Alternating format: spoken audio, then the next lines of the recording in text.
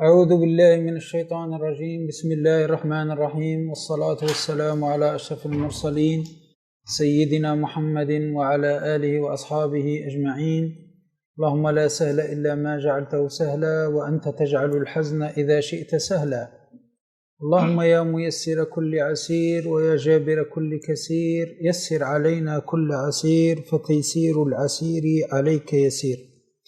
اللهم يسر أمورنا واشرح صدورنا واختم بالباقيات الصالحات أعمالنا. اللهم يا معلم آدم علمنا، ويا مفهم سليمان فهمنا. اللهم لا علم لنا إلا ما علمتنا، إنك أنت العليم الحكيم، ولا حول ولا قوة إلا بالله العلي العظيم. اللهم صل على سيدنا محمد صلاة تخرجنا بها من ظلمات الوهم، وتكرمنا بها بنور الفهم، وتوضح بها عنا ما أشكل حتى يفهم، فإنك تعلم ولا نعلم وأنت علام الغيوب. اللهم صل على سيدنا محمد فاتح لما أغلق والخاتم لما سبق، ناصر الحق بالحق والهادي إلى صراطك المستقيم، وعلى آله حق قدره ومقداره العظيم. أما بعد، أحييكم بتحية الإسلام، السلام عليكم ورحمة الله وبركاته. لازلنا مع كتاب السلم المنورق للإمام الأخضري بشرح الشيخ حسن القويسني رحمه الله تبارك وتعالى، وأخذنا في الدرس الماضي المبادئ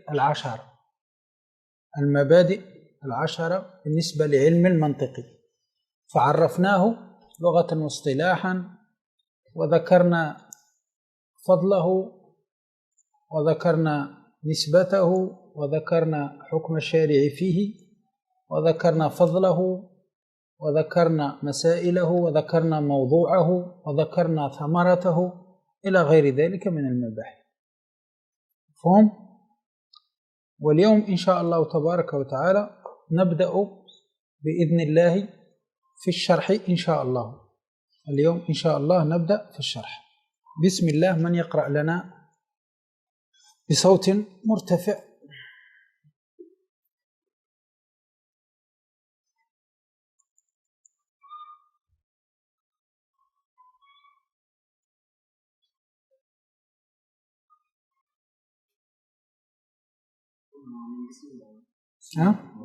نعم، من الأول. نعم.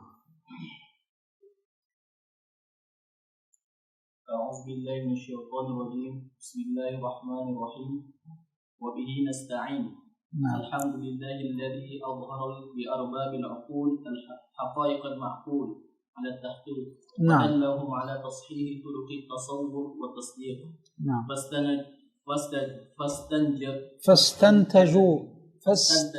فاستنتجوا يعني النتيجة.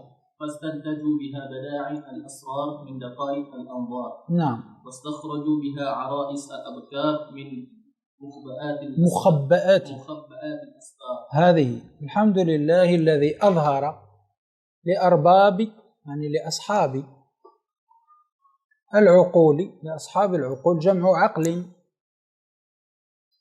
وتكلمنا على العقل والخلاف فيه إلى غير ذلك. ماذا أظهر لهم؟ حقائق المعقول على التحقيق. الحمد لله الذي أظهر لأصحاب العقول حقائق، يعني حقيقة المعقول، ودلهم على تصحيح طرق التصور والتصديق، ودلهم على تصحيح طرق التصور والتصديق. فاستنتجوا، فعند ذلك ماذا نتج؟ استنتجوا بها بدائع الأسرار. بدائع الأسرار جمع سر. واضح؟ من دقائق الأنظار. أنظار يعني جمع نظر، من دقائق الأنظار، دقة يعني دقة النظر، من دقة النظر. مفهوم؟ واستخرجوا بها عرائس الأبكار. عرائس جمع عروس. العروس هي المرأة، البنت التي تريد تتزوج، اسمها عروس. عريس وعروس. الأبكار جمع بكر، وهي الأنثى التي لم يسبق لها زواج. مفهوم؟ واستخرجوا بها عرائس الأبكار من مخبئات الأستار. الأستار جمع ستر، مخبئات الأستار. مفهوم الكلام؟ كأن الله تبارك وتعالى لما أظهر لأرباب العقول أصحاب العقول أظهر لهم حقائق المعقول ودلهم على تصحيح طرق التصور والتصديق، عند ذلك ظهرت لهم النتائج. نتائج ماذا؟ فاستنتجوا بدائع الأسرار من دقائق الأنظار، من دقة النظر استخرجوا بدائع الأسرار. استخرجوا ماذا؟ كل الأسرار استخرجوها، وأصبحت هذه الأسرار واضحة لهم وأمام أعينهم. مفهوم كلام؟ واستخرجوا بها عرائس الأبكار. استخرجوا ماذا؟ كذلك استخرجوا منها عرائس الأبكار. استخرجوا منها عرائس الأبكار من مخبئات الأستار، يعني العروس التي تكون مخبأة وراء الستر. بكر، لأن البكر زمان كانوا إذا أتى الناس ليخطبوها ماذا تعمل؟ تختبئ هكذا استحياء، تختبئ وراء الستر، تختبئ وراء الستر استحياء من أن الناس يخطبونها. فالشيخ هنا يقول هذا الأرباب العقول لما الله تبارك وتعالى أعطاهم كذا وكذا، حتى ماذا؟ استخرجوا عرائس الأبكار من مخبئات الأستار، كأنهم أخرجوا هذا العروس التي ماذا؟ كانت مخبأة وراء الستر، أخرجوها وأصبحت مشاهدة لهم. هذا بالنسبة هذا ليس على الحقيقة، هذا مجاز، عبارة عن المعلومات. استخرجوا المعلومات المستورة المخبأة، استخرجوها وأصبحت لهم ظاهرة. مفهوم كلام؟ فهو شبه هنا المعلومات المستورة المخبأة شبهها بعرائس الأبكار. فهمنا يا جماعة الخير؟ هذا بالنسبة لقول الشيخ هنا في هذا الكلام. نعم، وكلام يعني رفيع المستوى. نعم. والصلاة والسلام على سيدنا محمد الذي شيد قواعد الإسلام بأوضح نعم. منطق. هذا هو. الصلاة معروفة عرفناها، واضح في اللغة الدعاء.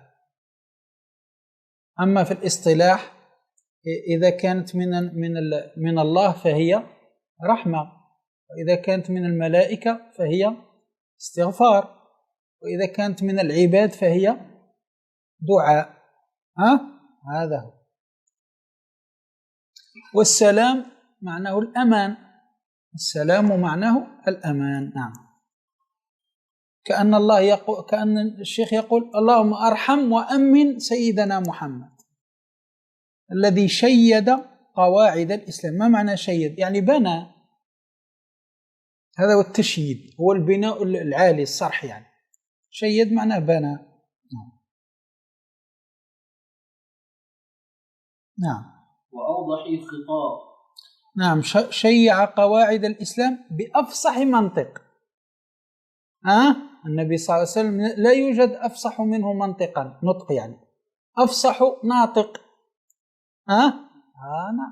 فالنبي صلى الله عليه وسلم بماذا شيد قواعد الإسلام؟ شيدها بنطقه الفصيح، بأفصح منطق، بنطقه الفصيح. نعم. وأوضح خطاب كذلك، أوضح خطاب. نعم. وعلى آله وأصحابه صلاة وسلاما دائمين متلازمين إلى يوم العرض والحساب. وعلى آله كذلك. الآل عرفناهم وتكلمنا عليهم كم من مرة. آل النبي صلى الله عليه وسلم هم أقاربه من بني هاشم عند الإمام مالك، وبني هاشم وبني المطلب عند الإمام الشافعي. صحيح؟ هذا. والآل لهم إطلاقات. إذا كنا في مقام الزكاة فهما بنو عبد المطلب وبنو هاشم، وإذا كنا في مقام الدعاء فهم كل مؤمن ولو كان عاصيا. إذا كنا في مقام المدح فهم كل تقي، كل تقي. هذا هم الآل. إذا أطلقنا الآل في مقام الزكاة قلنا أعطوا لآل محمد الزكاة مثلا، فهم المقصود بهم بنو هاشم عند الإمام مالك، وبنو هاشم وبنو عبد المطلب عند الإمام الشافعي. سوف نبحث عن بني هاشم ونعطيهم الزكاة، وعند الشافعي نبحث عن بني هاشم وبني عبد المطلب ونعطيهم الزكاة. هذا في باب الزكاة. إذا قلنا أعطوا لآل محمد الزكاة مثلا. أما في مقام الدعاء قلت اللهم ارحم آل محمد، اللهم اغفر لآل محمد، ما المقصود بهم في الدعاء؟ كل مؤمن ولو عاصي، ولو كان عاصيا. أما في مقام المدح إذا كنت تمدح في الآل، آل محمد أعظم كذا، وهم أفصح الناس خطابة، وهم أعظم الناس كرما في المدح، ما المقصود بهم؟ الأتقياء من أمته صلى الله عليه وسلم. فهمنا؟ نعم. وآله، قال وأصحابه جمع صحب، جمع صحب، واضح؟ نعم. أصحابه جمع صحابي. نعم. الصحابي من هو؟ من لقي النبي صلى الله عليه وسلم مؤمنا به ومات على ذلك، هذا هو. نعم. صلاة وسلاما دائمين متلازمين إلى يوم العرض والحساب. مفهوم؟ واضح هذا. نعم. وبعد لم يقل وبعد، وبعد مبني على الضم هنا. لماذا؟ لأن حذف المضاف إليه ونوي معناه فقط.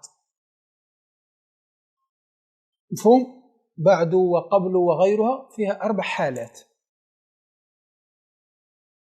فيها 4 حالات. مفهوم؟ هذه الحالة الوحيدة التي ماذا؟ تبنى فيها. أما الحالات الثلاثة الأخرى كلها معربة. تقول من قبل ومن بعد معربة مجرور، تقول بعد ذلك منصوب. مفهوم؟ هذا ففيها 4 حالات. في الحالة هذه فقط التي تكون مبني على الضم إذا حذف المضاف إليه ونوي معناه، في هذه الحالة فقط. أما إذا ذكر المضاف إليه أو حذف المضاف إليه أو نوي لفظه ففي هذه الحالة كلها تكون بعد معربة. فهمنا يا جماعة؟ كلمة بعد وقبل وغير ذلك لها 4 حالات، 3 حالات تكون معربة، وحالة واحدة فقط تكون مبنية، وهي هنا. إذا قلت وبعد هذا ظرف مبني على الضم في محل نصب. لماذا؟ لأنك هنا المضاف إليه اللي هو مثلا وبعد الحمدلة مثلا، الحمدلة هنا حذفتها لكن المعنى منوي، ناوي المعنى فقط، ناوي المعنى ليس اللفظ، المعنى. في هذه الحالة فقط تبنى على الضم. فعندما وجدناها مبنية قلنا وبعد، عرفنا أن المضاف إليه هنا منوي معناه دون لفظه. لو وجدنا وبعد بالنصب نعرف أن المضاف إليه هنا منوي لفظه كأنه موجود، كأن قلت وبعد الحمدلة منوي لفظه كأن لفظه موجود. فهمنا؟ أما إذا ذكر المضاف إليه هذا الشيء، يعني إذا ذكر قلت وبعد الحمدلة فذلك يكون معرب منصوب. فهمنا يا جماعة؟ فهنا بعد ظرف مبني على الضم في محل نصب. لماذا؟ لأن المضاف إليه نوي معناه دون لفظه. وهي كلمة يؤتى بها للانتقال من أسلوب إلى أسلوب. يعني قلت بسم الله الرحمن الرحيم، الحمد لله رب العالمين، والصلاة والسلام على رسول الله صلى الله عليه وسلم وعلى آله وصحبه أجمعين، ثم أردت أن تنتقل إلى أسلوب آخر، قلت وبعد فيقول مرتجي عفو ربه الغني. صحيح؟ انتقلت من أسلوب إلى أسلوب آخر ولا لا؟ فتأتي بكلمة بعد، فهي يؤتى بها للانتقال من أسلوب إلى أسلوب آخر. نعم، كأنك في الأول كنت في أسلوب الإنشاء ثم انتقلت إلى أسلوب الخبر مثلا. كأنك في الأول كنت تقول احمدوا الله وصلوا على النبي وسلموا على النبي وسلموا على الآل، هذا إنشاء لأنه أمر صحيح كأنه، ثم انتقلت للخبر فيقول مرتجي عفو ربه الغني، هذا خبر يخبر فينا، فهمنا؟ هذا معنى أسلوب الإنشاء إلى أسلوب الخبر مثلا. فهم؟ وتكون ظرف مكان وتكون ظرف زمان كذلك بعد، تكون ظرف مكان وتكون ظرف زمان. تكون ظرف مكان إذا كان مكان الحمد والصلاة على النبي قبل مكان يقول مرتجي عفو ربي في المكان، تكون ظرف مكان. وتكون ظرف زمان إذا كان الحمد في الزمان قبل الكلام على مرتجي عفو ربي، تكون للزمان. فهم؟ تكون ظرف مكان وتكون ظرف زمان كما تريد أن تنويها أنت. قد تنويها ظرف مكان على أن الحمد لله والصلاة والسلام على رسول الله في المكان قبل يقول مرتجي ماذا؟ عفو ربه الغني، في المكان قبلها ولا لا؟ قبل في المكان ولا لا؟ الحمد قبل في المكان، مكانها هنا. أما يقول مرتجي عفو ربه موجودة هنا، فالمكان هذا قبل هذا المكان، فتكون ظرف مكان. أما إذا نويناها ظرف زمان فمعنى الحمد لله والصلاة النبي في الزمان قبل تكلم يقول مرتجي رحمة ربه، فهم؟ فقد تكون ظرف مكان وقد تكون ظرف زمان. نعم، هذا هو وبعد. نعم. ويقول مرتجي عفو ربه الغني، عفو ربه الغني، هذا فيقول مرتجي، الرجاء من الرجاء. فهم جماعة؟ الرجاء وهو ماذا؟ وتعلق القلب بمرغوب في المستقبل مع الأخذ في الأسباب، هذا هو الرجاء. تعلق القلب بمرغوب في المستقبل مع الأخذ في الأسباب. أنت تريد أن تدخل إلى الجنة صحيح؟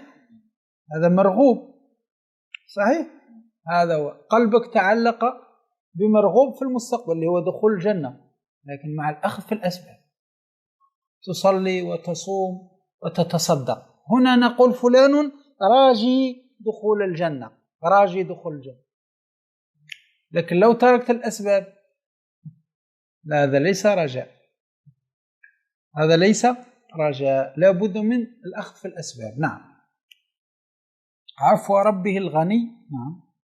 حسن بن درويش القويسيني، حسن بن درويش القويسيني نسبة إلى قويسنا، قرية من قرى مصر، قرية اسمها قويسنا، فهو نسب إليها فقيل القويسيني. مفهوم؟ نسبة إلى قرية اسمه قويسنا. نعم، موجودة إلى الآن اسمها. نعم. قد كنت قرأت في بعض السنين كتاب السلم لجماعة من المبتدئين. هذا هو الشيخ قال لك قد كنت قرأت.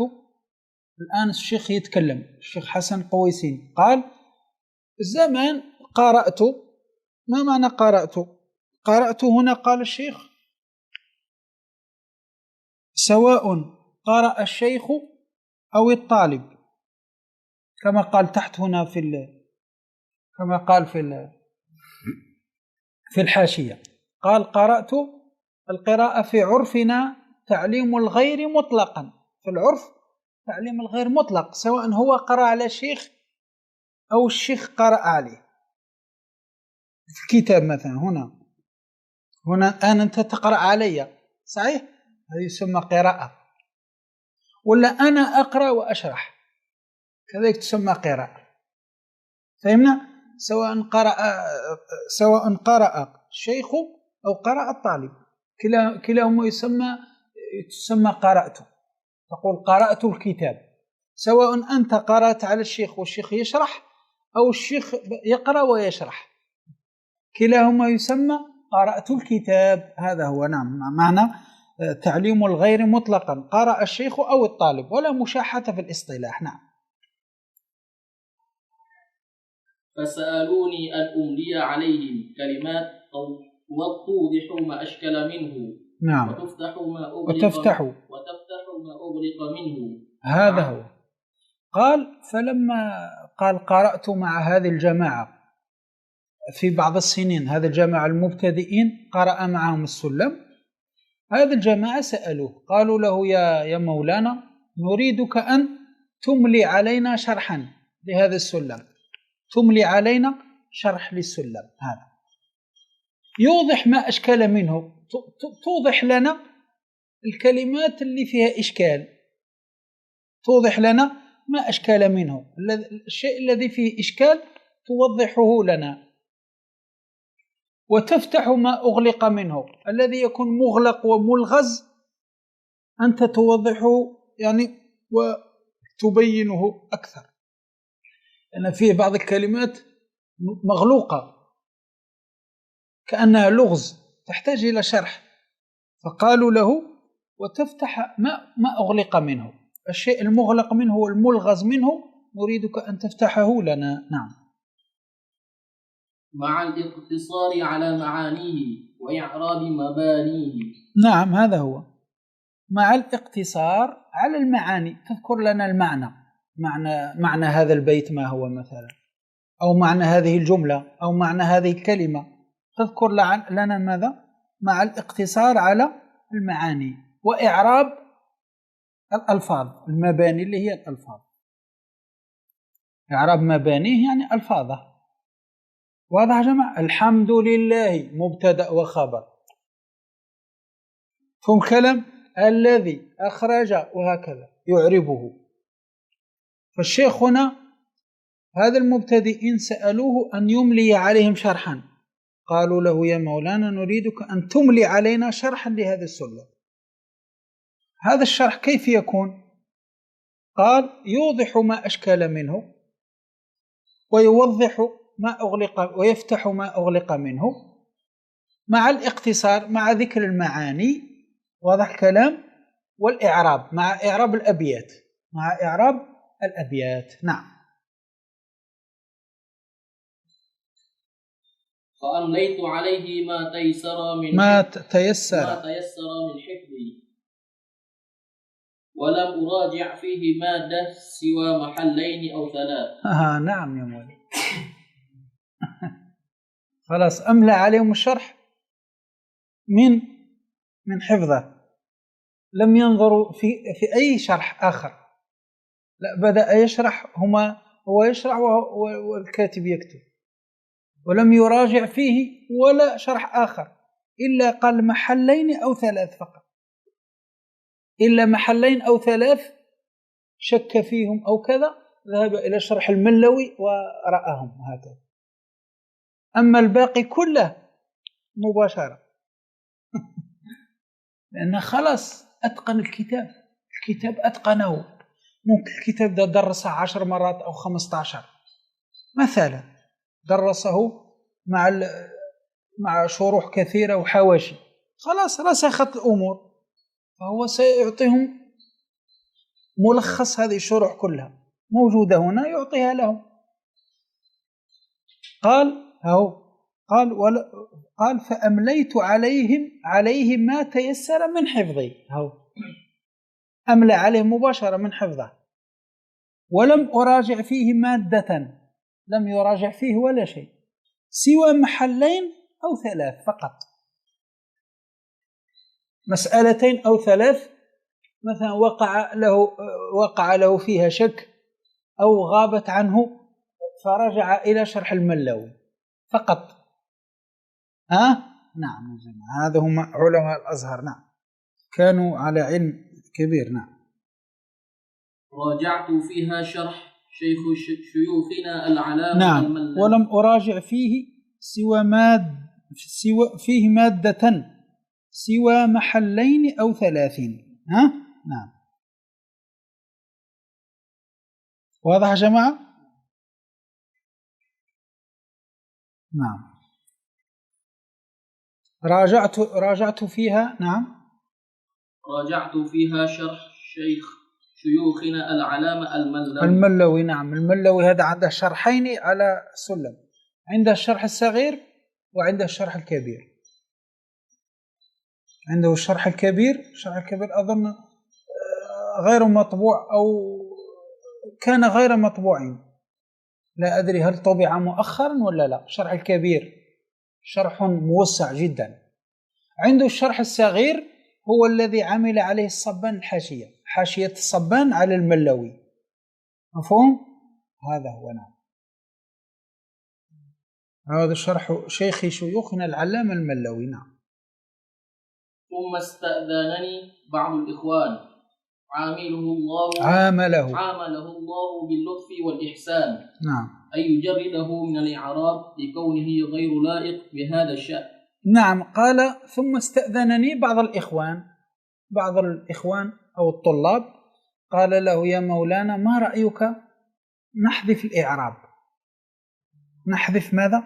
الإعراب، لأن الإعراب هنا ليس محله. نحن نقرأ في مادة المنطق، فغير لائق أن نأتي ونعرب الأبيات. فقال ما رأيك أن نحذف الإعراب ونترك فقط المعاني ونترك فقط الشرح مع المعاني التي ذكرها؟ مفهوم الكلام؟ قال فأذنت له في ذلك. نعم، فأذنت له في ذلك. نعم، فأذنت له في ذلك. فقال له خلاص احذف الإعراب، احذف الإعراب. نعم، إعراب الأبيات. نعم. فجرده عن الإعراب، فجرده من الإعراب، فحذف منه الإعراب لأن ليس محله، يعني ليس محله. نحن الآن سنركز على المنطق، فلو بدأنا نعرف الأبيات كلها فالطالب يعني تشوش. نعم.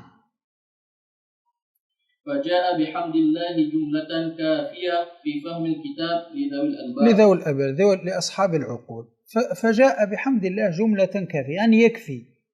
هذا الشرح لو تفهمه جيدا وتتقنه يكفيك عن شروح السلم. لذلك قال فجاء بحمد الله جملة كافية. هذه جملة الشرح هذه تكفيك في فهم الكتاب، تكفيك في فهم الكتاب اللي هو هذا السلم لذوي الألباب، لأصحاب العقول. واضح يا جماعة الخير؟ هذه هي مقدمة الشيخ رحمه الله. نعم. وأنا أسأل من اطلع عليه أن يتجاوز لي عما يراه من خطئي وزللي. نعم، هذا قال أسأل من اطلع عليه، سواء قرأه أو درسه لغيره أو طالعه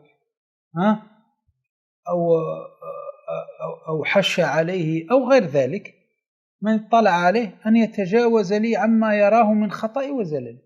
إن كان أخطأت أو وقع مني زلل هفوة أو كذا، أرجو أن يسامحني، يتجاوز لي، تجاوز عني، أرجو أن يسامحني ويتجاوز عني. واضح يا جماعة؟ هذا من يعني تواضعهم رضي الله عنهم وأرضاهم. نعم. وعلى الله الاعتماد والتكلان. نعم. وعلى الله الاعتماد والتكلان، توكل. نعم. وإليه الملجأ وبه المستعان. إليه الملجأ، لا ملجأ لك إلا الله. إذا ضاقت بك الدنيا أين تلجأ؟ إلى الله. إليه الملجأ، إلى الله الملجأ في السر والعلن، كذلك في الضرورة وفي الرخاء. إليه الملجأ في كل حال. نعم. وبه المستعان كذلك، أنت إذا استعنت فاستعن بالله. نعم. وأنا أسأل الله الكريم أن ينفع به النفع العميم العام. نعم. إنه على ذلك قدير وبالإجابة جدير. نعم، وبالإجابة جدير. واضح يا جماعة؟ هذه مقدمة الشيخ رحمه الله، ذكر لك لماذا ألف الكتاب وكيف، وأن جماعة سألوه إلى غير ذلك. نعم، هذه مقدمته. نعم. قال المؤلف رحمه الله تعالى: بسم الله الرحمن الرحيم. نعم. أي ألف مستعينا بسم الله. أي أؤلف مستعينا ببسم الله. معناها الباء للاستعانة. الباء للاستعانة. واضح يا جماعة؟ الباء للاستعانة، هذا معنى أؤلف مستعينا، يعني تستعين ببسم الله، تؤلف وأنت مستعين بقول بسم الله الرحمن الرحيم، مستعين بها. نعم. واضح يا جماعة؟ هذا بالبستعين وعد عوض ألصقي ومثل مع ومن وعن بهنطقي كما قال ابن مالك. بالبستعين. نعم.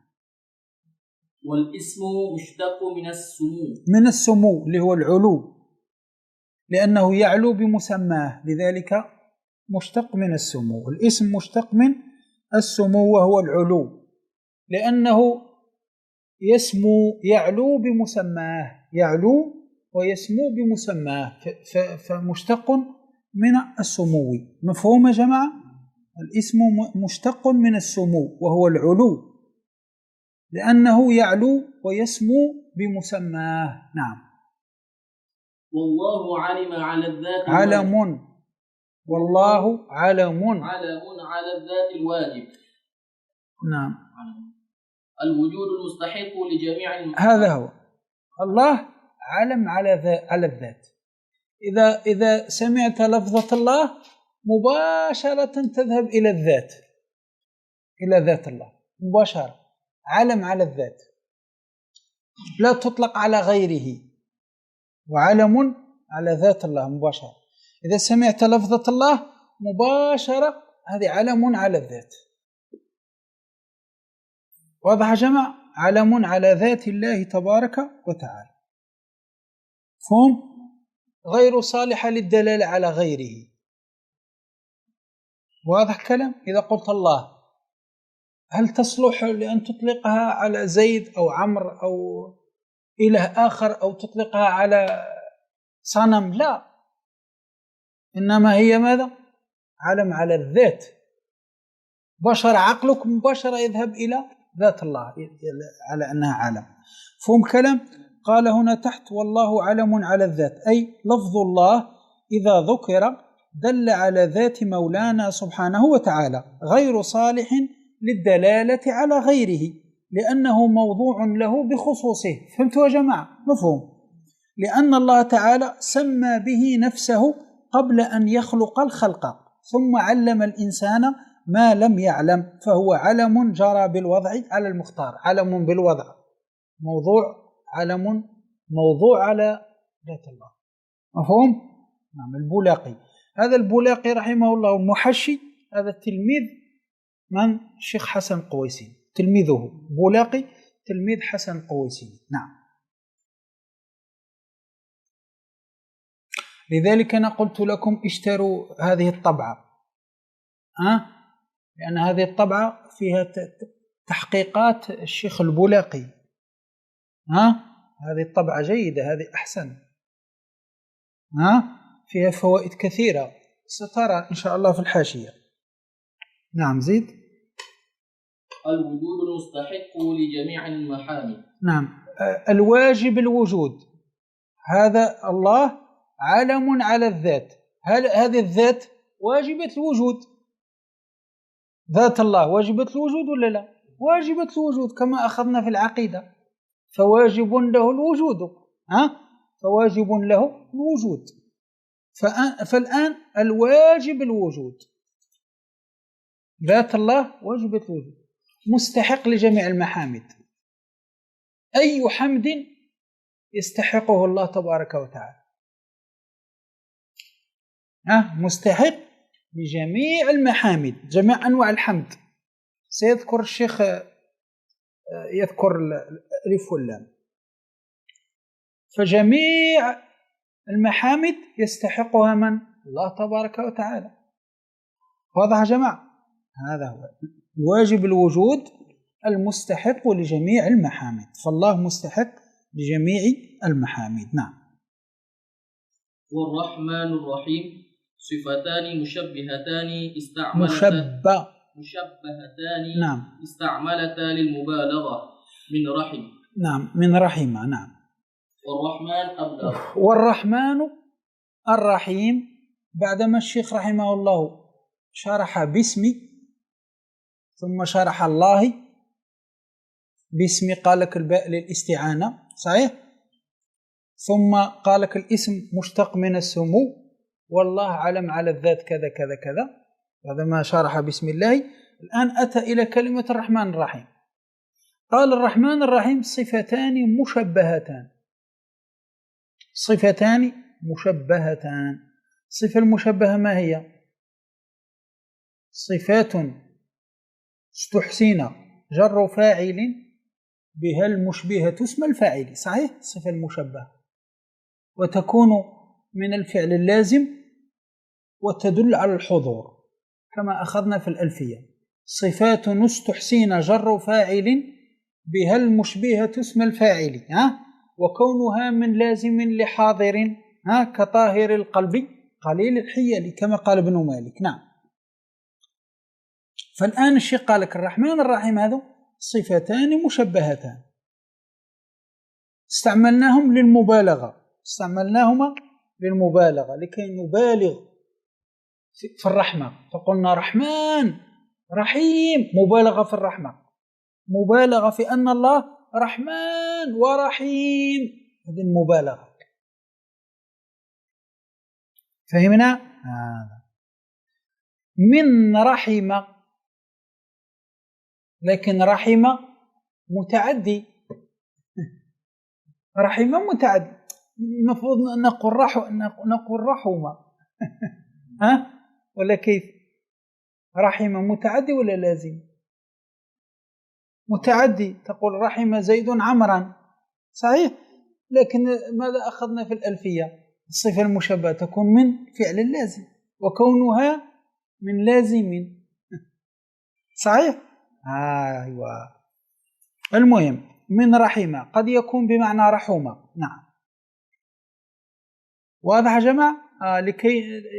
لكي نمشي على المشهور في الصفة المشبهة أنها تكون من الفعل اللازم وتدل على الحضور، لازم تكون تدل على الحضور، يعني الآن لازم رحمن الآن ورحيم الآن تدل على حضور الآن، وكونها من لازم لحاضر قليل الحيل الآن هذا هو. واضح يا جماعة؟ الله تبارك رحمن الآن ورحيم الآن، مثلا رحم زيد عمرا مثلا الآن، هكذا لازم تدل على الحضور على الآن. واضح؟ نعم. والرحمن الرحيم صفتان مشبهتان استعملتا للمبالغة من رحمة الذي يكون بمعنى رحمة لكي نعم زيد. والرحمن أبلغ من الرحيم. الرحمن أبلغ من الرحيم لأن زيادة المبنى تدل على زيادة المعنى. انظر، كلما زادت الحروف في الكلمة كلما زاد فيها المعنى. الآن الرحمن والرحيم، الرحمن والرحيم كلاهما من رحيمة صحيح، كلاهما مشتقان من رحيمة. من أكثر حروفا، الرحمن ولا الرحيم؟ الرحمن فيه ألف زائدة، فيه ألف، فما دام الرحمن فيه المبنى، فيه زيادة مبنى يعني زيادة حرف، فالمعنى سيزيد فيه كذلك، لأن زيادة البناء زيادة المبنى تدل على زيادة المعنى، مثل ما تقول قطع زيد الخبز، ولا تقول قطع زيد الخبز، أيهما فيه معنى أكثر؟ قطع، لأن فيه حرف زائد، لأن الطاء هذه عبارة عن طائين أدغمت إحداهما في الأخرى، فكلما زاد البناء يعني زادت حروف يزيد المعنى. فهمنا؟ لذلك الرحمن أبلغ من الرحيم، والرحمن أبلغ من الرحيم. نعم. لأن زيادة البناء تدل زيادة البناء يعني زيادة الحروف كما قال تحت هنا الشيخ، أي الحروف. تابع معي في الحاشية الحروف. زيادة البناء معنى زيادة الحروف. نعم. تدل على زيادة المعنى. تدل على زيادة المعنى. واضح يا جماعة؟ يكون المعنى فيها أكثر، معنى القطع يكون أكثر، ولا معنى الرحمة تكون أكثر. هنا المعنى الرحمة أكثر، رحمن فيه الرحمة أكثر من الرحيم. مفهوم كلام؟ هذا هو. هذا قول فيه 4 أقوال. هذا القول الأول اللي هو أن الرحمن أبلغ من الرحيم. لماذا؟ لأن زيادة المبنى تدل على زيادة المعنى. صحيح؟ نعم. الشيخ هنا تحت قال والرحمن أبلغ. هذا أحد أقوال 3 وهو أشهرها. هذا هو المشهور. المشهور أن الرحمن أبلغ من الرحيم. لماذا؟ لأن زيادة المبنى تدل على زيادة المعنى. هذا أشهر الأقوال. يوجد أقوال أخرى سنقرأها هكذا من باب الاطلاع. قال ووجهه ما ذكره الشيخ من أن زيادة المبنى تدل على زيادة المعنى. وقيل الرحيم أبلغ لأن فاعل للمبالغة، لأن فاعل صيغة فاعل للمبالغة. نعم. وقيل متساويان. هذا القول الثالث. مفهوم الكلام؟ لتعارض دليل. والمراد بالأبلغية هنا كثرة المعنى المدلول عليه، كثرة المعنى، كثرة الرحمة. هذا معنى المراد بالمعنى. البلاقي رحمه الله قال وثمة قول رابع وهو أن جهة المبالغة مختلفة، ففعلان مبالغته من حيث الامتلاء والغلبة كسكران وغضبان، وفعيل من حيث تكرار الوقوع بمحال الرحمة، ولذلك لا يتعدى فعلان ويعدى فعيل. قال الحافظ في التحرير. هذا هو. هذا القول الرابع. القول الرابع يعني من جهة فعلان من جهة يكون أبلغ، وفعيل من جهة كذلك يكون أبلغ.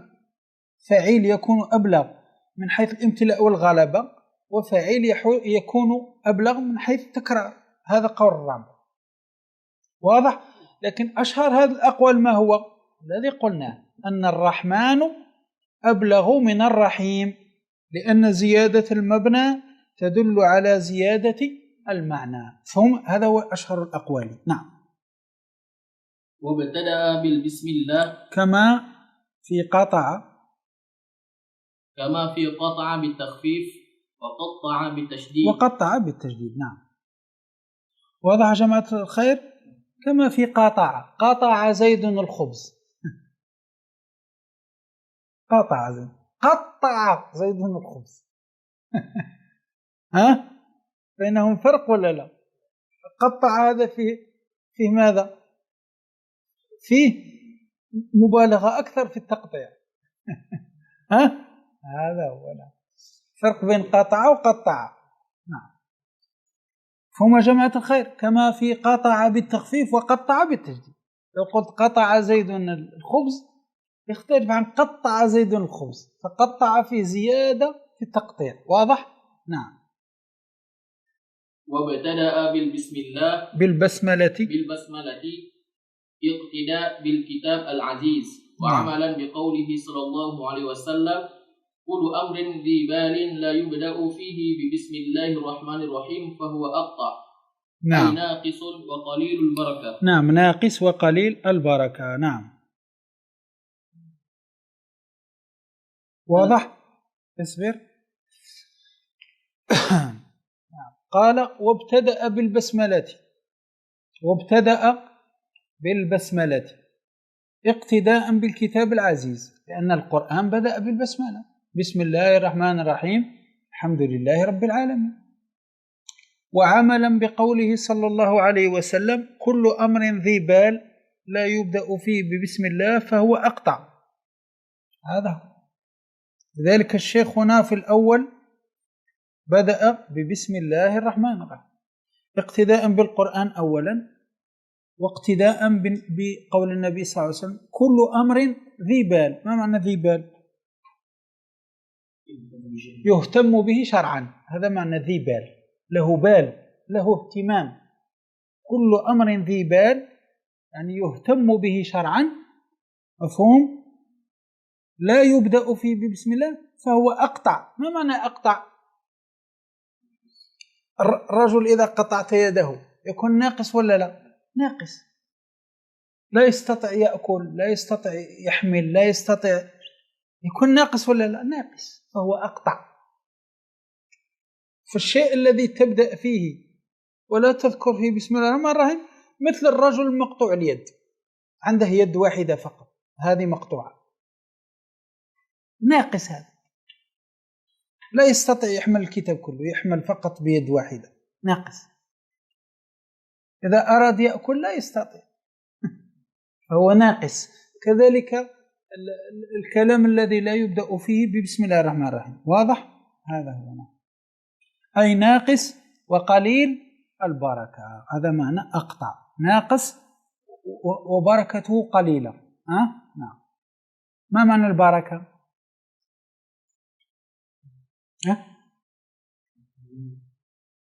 نعم، بس ما معناها هنا؟ يعني الخير الموجود في الشيء هذا هو اسمه البركة، يكون الخير الموجود فيه قليل، هم ناقص وقليل البركة، يعني البركة هي الخير الموجود في الشيء، الخير الموجود في الشيء يسمى بركة. نعم. الحمد أي الوصف بجميل الصفات على الجميل الاختياري على جهة التعظيم.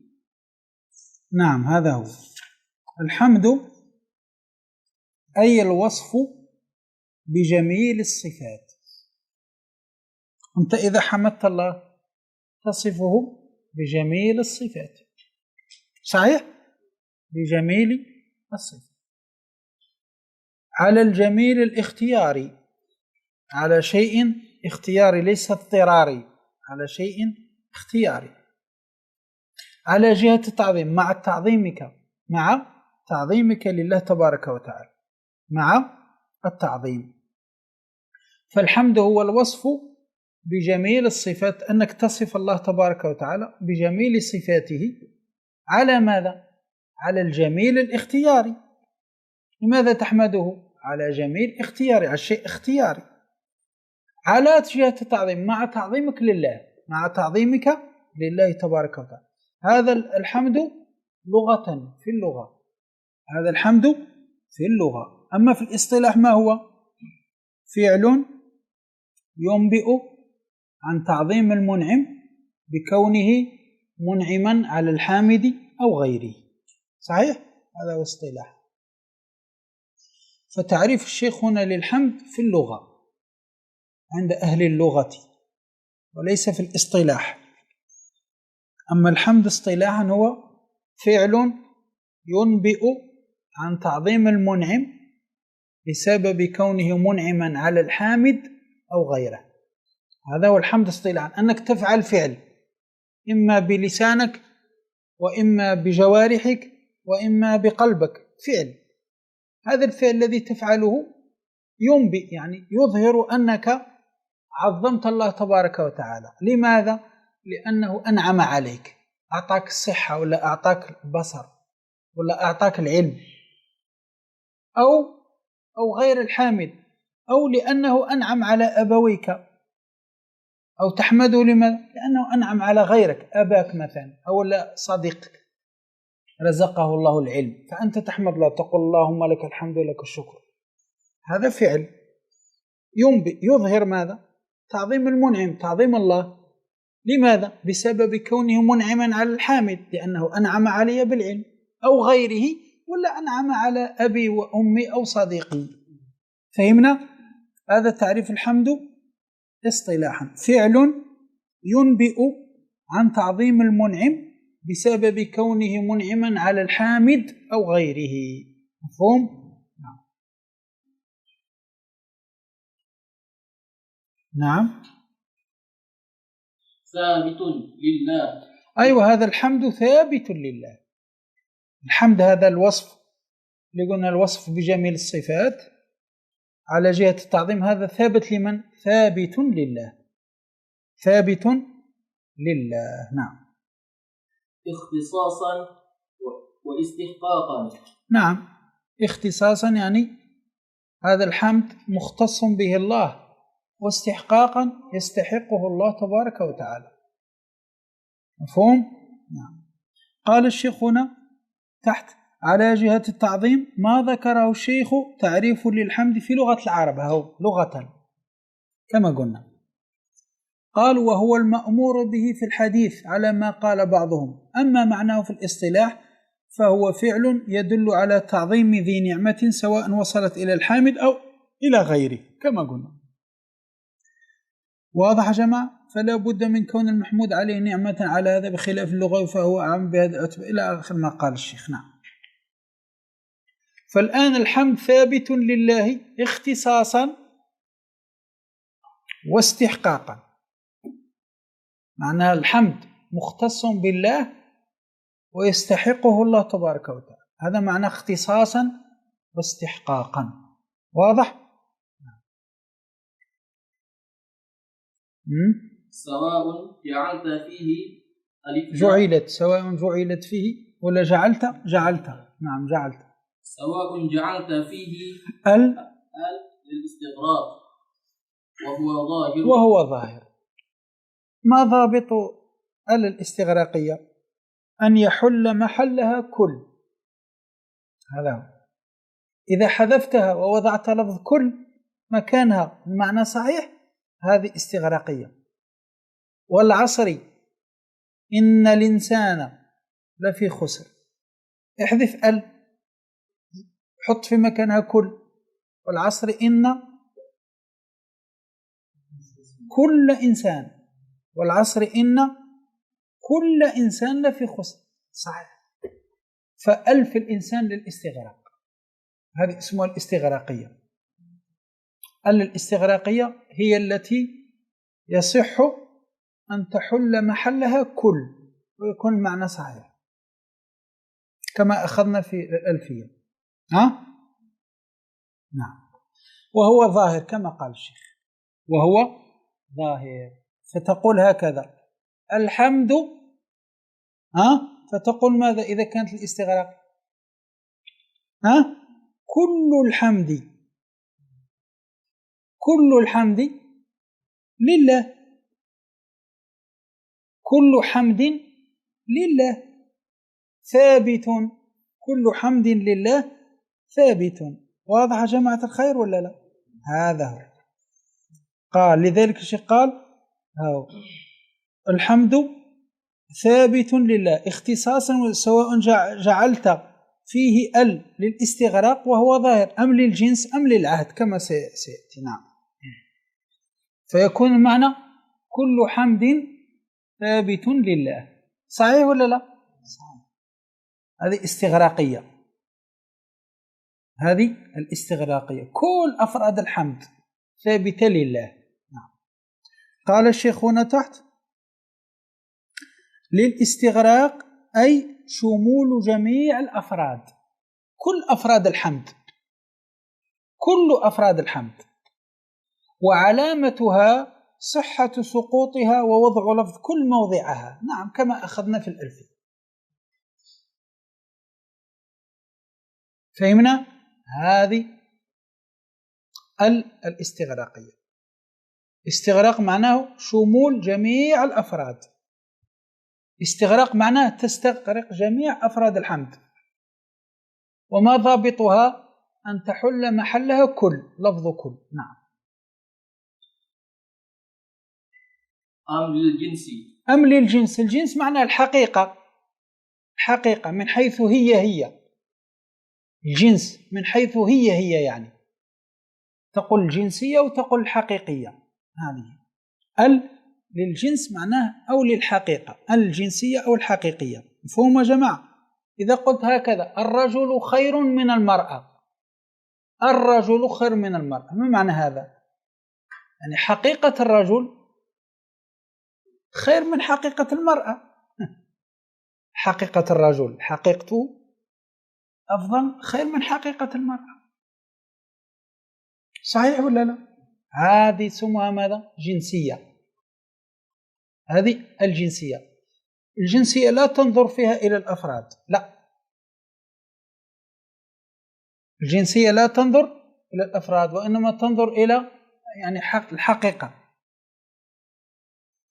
واضح يا جماعة؟ هذا قال الشيخ أمل الجنسي أي الحقيقة من حيث هي من غير نظر للأفراد، من غير نظر الأفراد، لا تنظر فيها للأفراد وإنما تنظر إليها هي من غير ما تنظر إلى أفرادها، تنظر إلى الحمد نفسه، لا تنظر إلى أفراد الحمد مثلا. هذه تسمى الحقيقية أو الجنسية. نعم. أم للعهد بمعنى أن لا زال أم للجنسي، مفهوم يا جماعة؟ أم للجنسي الحقيقة والماهية كما قلنا، حقيقة والماهية إلى غير ذلك. نعم. لأنه يلزم من اختصاص الجنس اختصاص جميع الأفراد. نعم ما دامت مختصة بالجنس هذا يلزم منه أن تختص بجميع الأفراد. ما دامت مختصة بالجنس هذا يلزم أن تختص بجميع الأفراد. لماذا؟ لأنها لا توجد بدون الأفراد، هذه الحقيقة لا توجد بدون الأفراد، حتى ولو لم نلاحظ الأفراد لكنها لا توجد من غير الأفراد.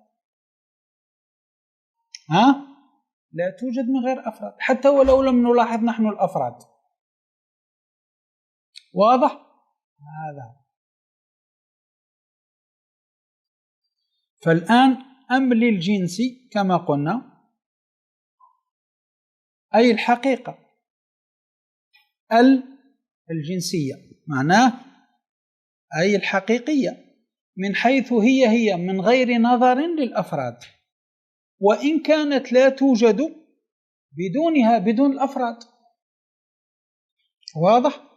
لكن نحن لا نلاحظ الأفراد حتى ولو كانت هذه الحقيقية لا توجد بدون الأفراد، لكن نحن لا نلاحظ الأفراد، أفراد نلاحظها في الجنسية. مفهوم جماعة؟ نعم. زيد. أم للعهد أخذنا كذلك للعهدية. قلنا العهد كم ينقسم؟ من قسم 3 أقسام: العهد الذكري والعهد الذهني والعهد الحضوري. العهدية قد يكون العهد هذا ذكري كما قال الله تبارك وتعالى: إنا أرسلنا إلى فرعون رسولا فعصى فرعون الرسول. هذه في الرسول اسمها العهدية، يعني الرسول المحود ذكره في الأول. إنا أرسلنا إلى فرعون رسولا، هذا هو الرسول. فهذه تسمى العهدية ذكرية، عهد ذكري، معناه للعهد الذكري اللي هو هذا نفسه الرسول المذكور في الأول نفسه. مفهوم؟ ذهني، العهد الذهني مثلا أنا وأنت مثلا التقينا برجل في الأزهر، التقينا به، تكلمنا معه وكذا وكذا وكذا وكذا. لما أتينا إلى البيت قلت لي أنت: جاء الرجل. أي رجل؟ الموجود في ذهني وذهنك، موجود في ذهني وذهنك.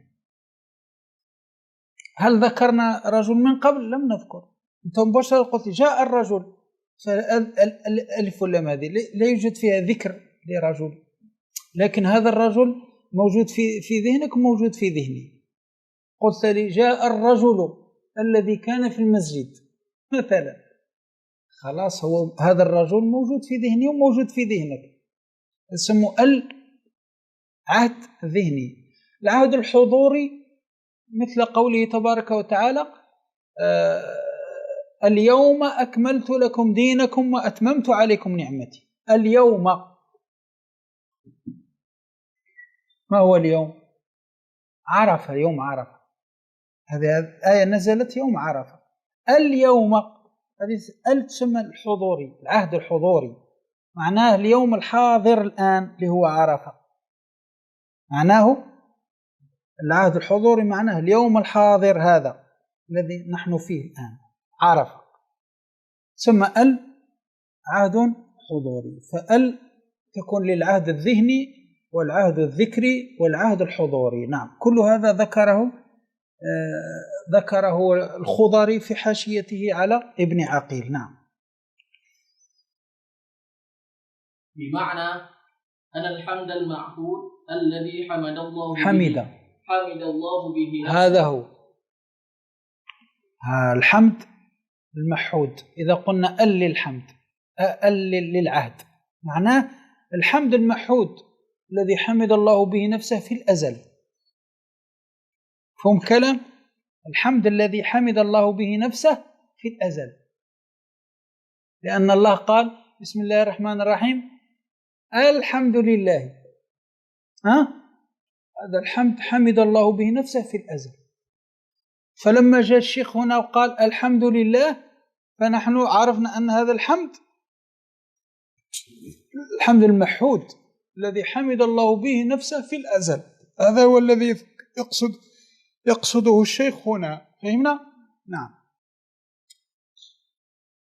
وحمده به أنبياؤه وأولياؤه وأصفياؤه، مختص بالله تبارك وتعالى. نعم، الحمد الذي حمد الله به نفسه في الأزل، والذي حمده به أنبياؤه وحمده به أولياؤه وأصفياؤه، كل هذا حمد محمود.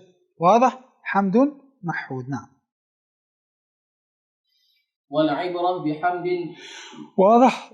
قال أولياؤه جمع ولي، وهو القائم بحقوق الله وحقوق العباد حسب الإمكان. قال أصفياؤه أعم مما قبله لشموله للملائكة. الأصفياء يدخل فيهم الملائكة، أما الأولياء لا يدخل فيهم إلا من البشر. نعم. والعبرة بحمد من ذكر ولا فرد منه لغيره على كل تقدير. هذا هو.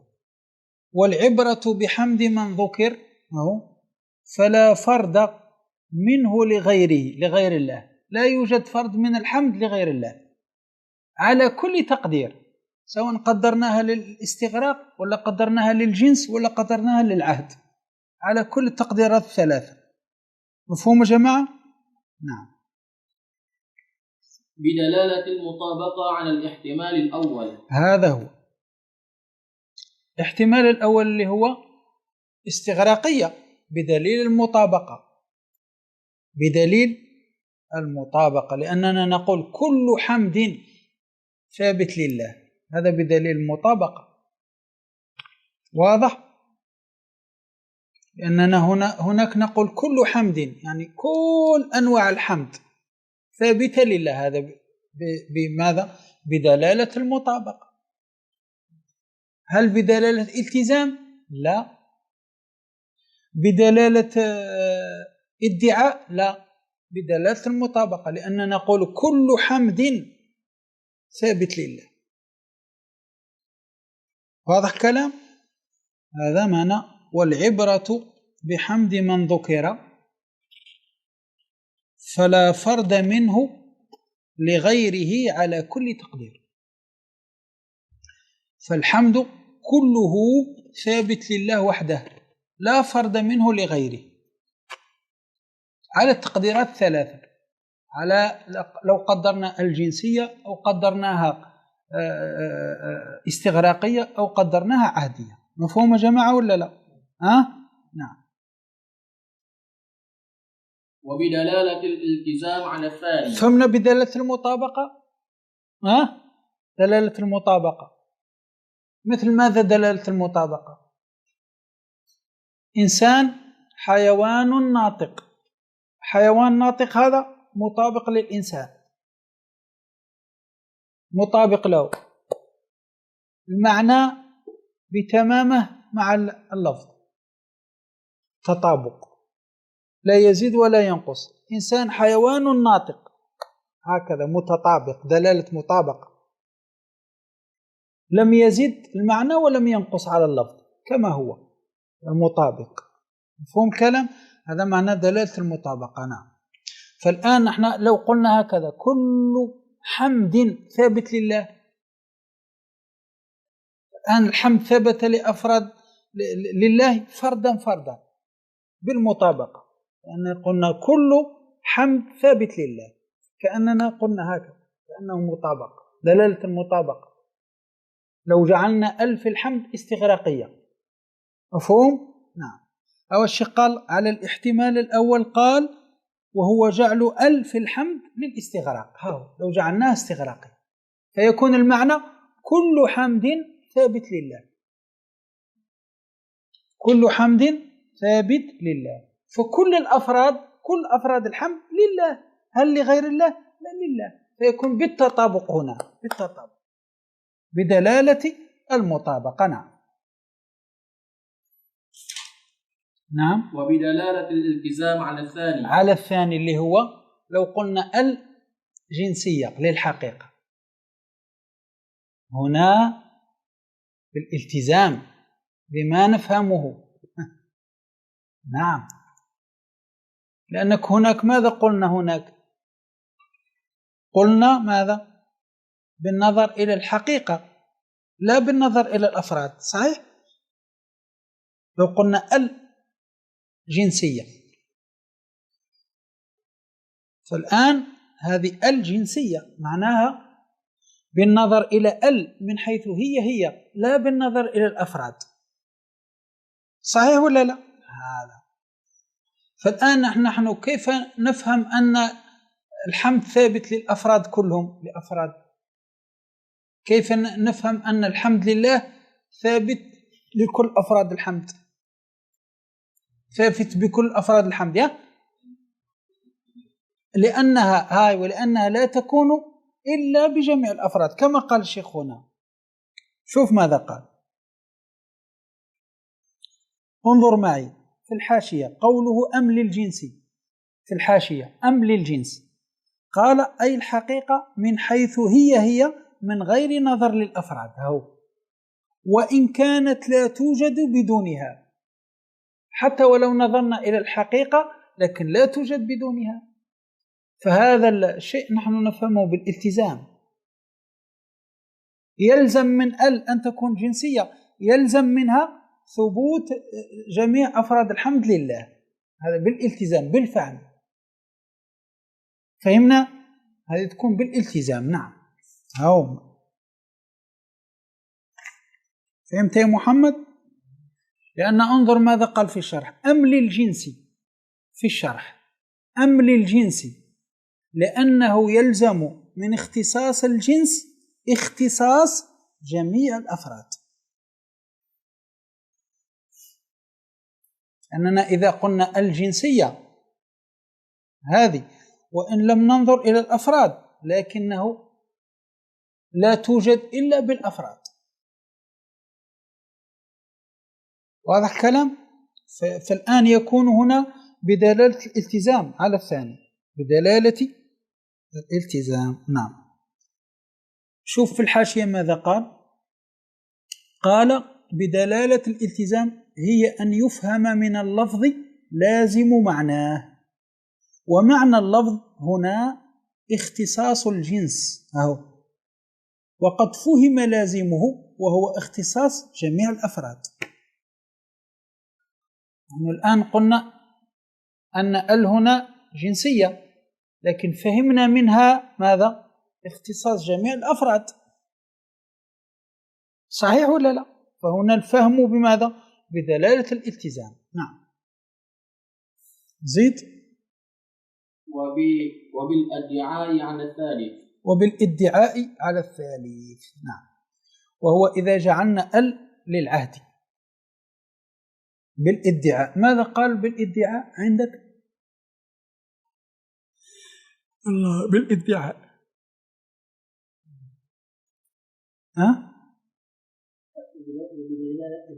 في الادعاء على الثالث هو أن تكون للأهل.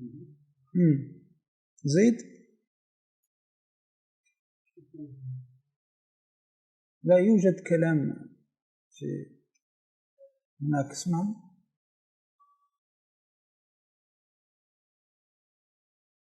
نعم.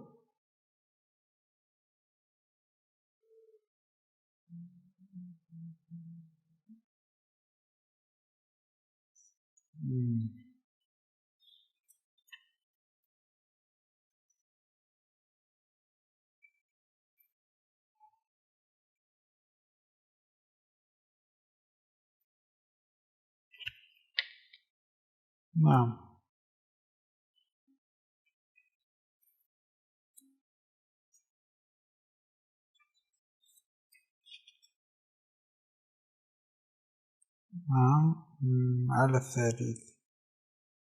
أو أي فلا فرد من أفراد حمد من يعتد بحمده لغيره تعالى على الاختيارات الثلاثة. هذا معنى فلا فرد من أفراد حمد من يعتد بحمده لغيره تعالى على التقديرات الثلاثة، فيكون ذلك بدلالة على الأول، وبدلالة الإلزام على الثاني، وهو أن يكون، وبدلالة الادعاء على الثالث، وهو أن تكون للعهد. نعم، هذا هو. أي فلا فرد من أفراد حمد من يعتد بحمده لغيره تعالى على التقديرات الثلاثة. هذا معنى بالادعاء. فلا فرد من أفراد حمد من يعتد بحمده لغيره تعالى، هذا بالادعاء على الثالث. نعم،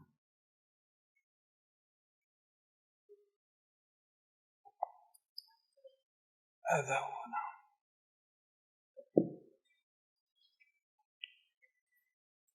فالآن أفراد الحمد لله تبارك وتعالى إن جعلنا استغراقية فنفهم أن أفراد الحمد كلها لله بدلالة المطابقة. واضح الكلام هذا؟ نعيد من جديد. هو أفراد الحمد ثابتة لله، لو جعلنا للاستغراق فهي بدلالة المطابقة، لأن يكون المعنى كل حمد، كل فرد من أفراد الحمد ثابت لله. لكن لو جعلنا جنسية فهنا أفراد الحمد تكون ثابتة لله بالالتزام، لأننا نفهم من الجنسية نفهم منها ماذا؟ ثبوت الحمد لجميع الأفراد، نفهمه بالالتزام، لأن الجنسية لا ننظر فيها للأفراد، ننظر فيها إلى الحقيقة فقط، إلى الجنس فقط. جنس الحمد ثابت لله، لكن هذه الجنسية لا توجد إلا بالأفراد. واضح؟ فهنا الجنسية نفهم منها ثبوت الحمد لجميع الأفراد بالالتزام، بالفهم، نفهم بالفهم. والثالث إن جعلنا للعهد فأفراد الحمد تكون ثابتة لله بالادعاء على أن كل فرد من أفراد الحمد ثابت لله تبارك وتعالى. الحمد المحمود، كل أفراد الحمد كلها ثابتة لله. فهمنا الآن الكلام ولا نعيد من جديد؟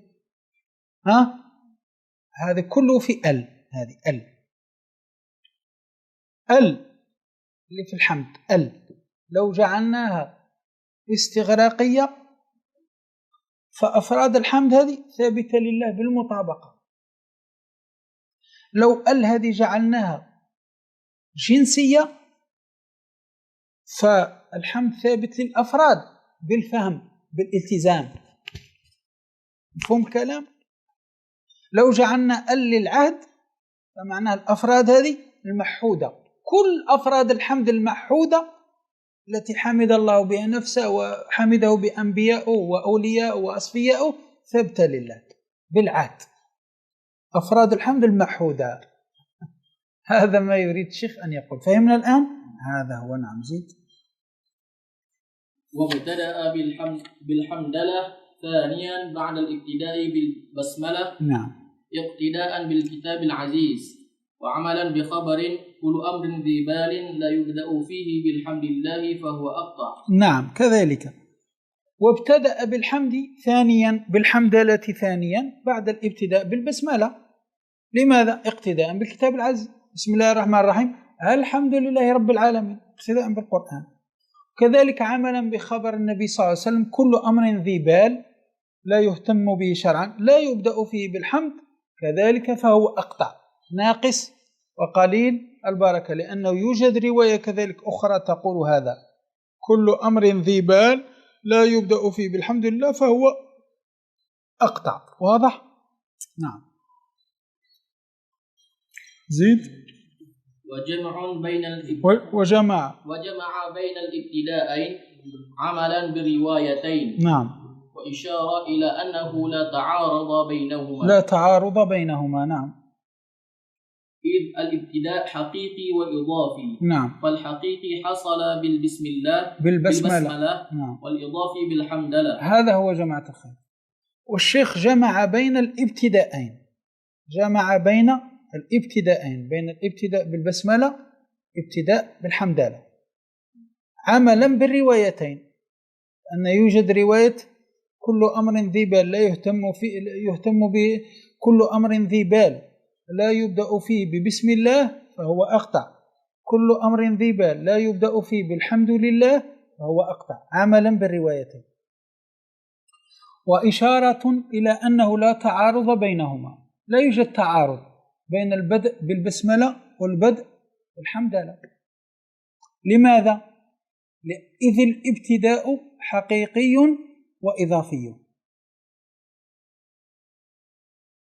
الابتداء قسمان: ابتداء حقيقي، ابتداء إضافي. ابتداء الحقيقي هو الذي لم يسبق بشيء، اسمه ابتداء حقيقي. ابتداء إضافي هو الذي سبق بشيء لكنه ماذا؟ مقدم على المقصود. سبق بشيء لكنه يقدم على المقصود، مثل الحمدلله، وإن كان سبقت بالبسملة لكنها مقدمة على المقصود اللي هو الكلام على المنطق، على علم المنطق. مفهوم؟ هذا هو. قال الشيخ: في الحقيقي حصل بالبسملة. البسملة ابتداء حقيقي لأنه لم يسبقه شيء. والإضافي بالحمدلة. أما الابتداء بالحمدلة يسمى ابتداء إضافي، وهو الذي سبق بشيء لكنه مقدم على المقصود، يقدم أمام المقصود. مفهوم يا جماعة؟ فالآن الابتداء بالبسملة يسمى حقيقي، والابتداء بالحمدلله يسمى إضافي. واضح؟ نعم. واختار في جملة الحمد الاسمية على الفعلية اقتداء بالآية القرآنية. نعم، كذلك اقتداء بالآية القرآنية. نعم.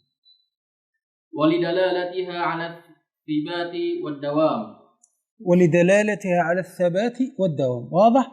اختار في جملة الحمد الاسمية على الفعل، لم يقل أحمد الله، قال الحمد لله اسمية اقتداء بالآية القرآنية، لأن القرآن قال الحمد لله رب العالمين. واضح؟ كذلك لدلالته على الثبات والدوام.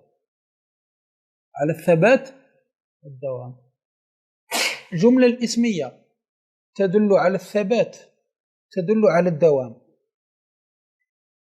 الجملة الاسمية ثابتة لا تتغير، الحمد لله، بخلاف الجملة الفعلية أحمد حمد. واضح؟ أحمد حمد، مفهوم الكلام؟ تتغير. والدوام كذلك، الثبات والدوام، بخلاف الفعلية فإنها لا تدل على الثبات ولا دوام. واضح؟ وهذا ناسب ماذا؟ ناسب الذات الإلهية،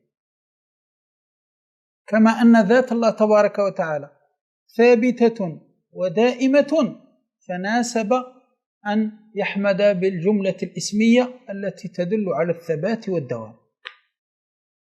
واضح الكلام؟ هذه المناسبة بينها وبين الحمد بالجملة الاسمية. نعم.